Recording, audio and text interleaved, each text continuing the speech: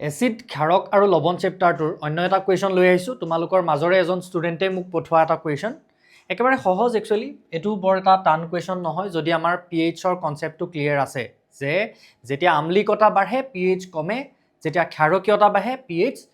বাঢ়ে হয়নে এতিয়া এই প্ৰশ্নটো চোৱা which of these graphs show how the pH of milk changes as it forms curd অৰ্থাৎ গাখীৰৰ পৰা দৈ যেতিয়া গঠন হয় তেতিয়াহলে pH কিদৰে সলনি হয় ইয়াৰ ভিতৰত কোনডাল গ্ৰাফে আমাক দেখাইছে সেই কথাটো সুধিছে একদম সিম্পল কথা আমি কি কলো যে pH কমে যেতিয়া আম্লিকতা বাঢ়ে বা এসিডিটি বাঢ়ে আম্লিকতা যেতিয়া বাঢ়ে তেতিয়া pH কমে আৰু pH তেতিয়া বাঢ়ে যেতিয়া ক্ষাৰকীয়তা বাঢ়ে ক্ষাৰকীয়তাৰ হৈতে কিন্তু কি হয় pH বাঢ়ি যায়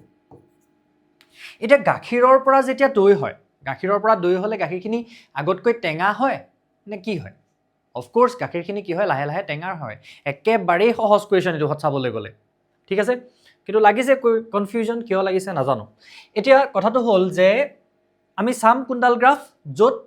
pH কমি গৈছে লাহে লাহে সময়ৰ লগত ইয়াত চোৱাচোন এই প্ৰথম গ্ৰাফডাল চোৱা প্ৰথম গ্ৰাফডালতে ওলাই আছে উত্তৰটো এইবিলাক গ্ৰাফ হ'ব পাৰে জানো এটো চোৱা আহি গৈছে প্ৰথমতে pH একদম ক্ষাৰকীয় হৈ গৈছে দেন লাহে লাহে কমি গৈছে এইডাল কিবা বেকা বেকি এনেকুৱা ধৰণৰ এইডাল দেখিছা একদম pH কমি আহি এনেকে লাগি গৈছে আকৌ বাঢ়ি গৈছে তেনেকুৱা নহয় কি হ'ব আমি কি দেখিম যে